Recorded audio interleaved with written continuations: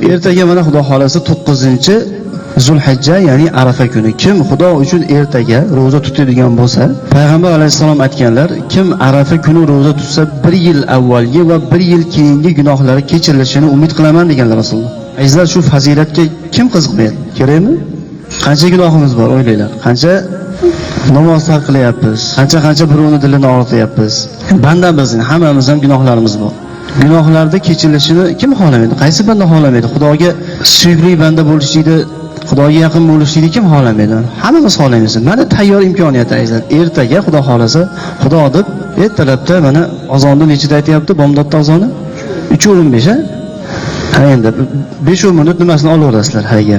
Shomga azon aytish bilan ham shomda azonni tugashini kutmanglar amalchi, haligi chanqab kelsalang. Shom azonda aytish bilan darrov ovozni ochib olsalang, mana bir kun nima degan kuni, Xudo xolasa ozgina sabr qilamiz, o'tib